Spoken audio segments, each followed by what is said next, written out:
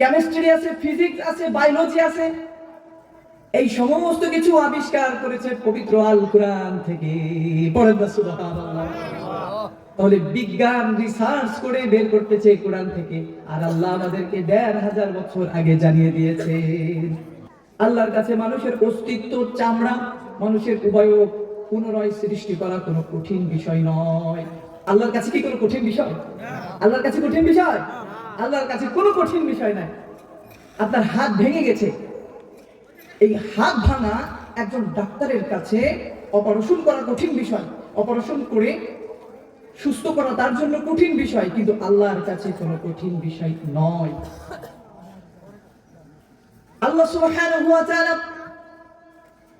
মানব জাতিকে যেভাবে আকৃতি দিয়েছেন, সেই আকৃতিতে কোনো পৃথিবীর ডাক্তারের ক্ষমতা নাই ওই আকৃতিতে ওইভাবে আবার পুনরায় সৃষ্টি করবে। পৃথিবীর কোনো ডাক্তারের ক্ষমতা আছে? পৃথিবীর কোনো ডাক্তারের ক্ষমতা নাই।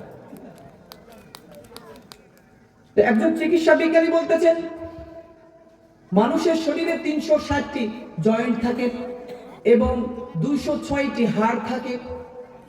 আমি এই কথা এই জন্যই বলতেছি, পৃথিবীর কোন ডাক্তারের ক্ষমতা নাই।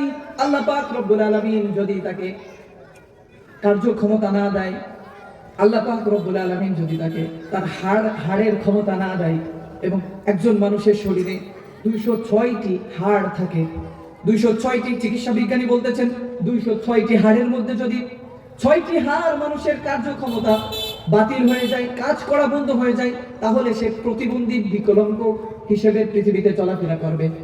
তাহলে আল্লাহ যদি কারোর ক্ষমতা ছিনিয়ে নিয়ে যায়, পৃথিবীর কোন ডাক্তারের কি ক্ষমতা আছে ওই হাড়ের শক্তি আবার ফিরিয়ে দেওয়ার জন্য? কথা বলেন না, কারো ক্ষমতা আছে? আল্লাহ পাক রব্বুল আলামিন যদি মানুষের শরীরে ২০৬টি হাড় থাকে, এই ৬টি হাড়ের কার্যক্ষমতা যদি আল্লাহ বন্ধ করে দেয়, পৃথিবীর কোন ডাক্তারের ক্ষমতা হয় নাই ওই ৬টা হাড়কে আবার পুনরায় কাজ করাবে। ঠিক না?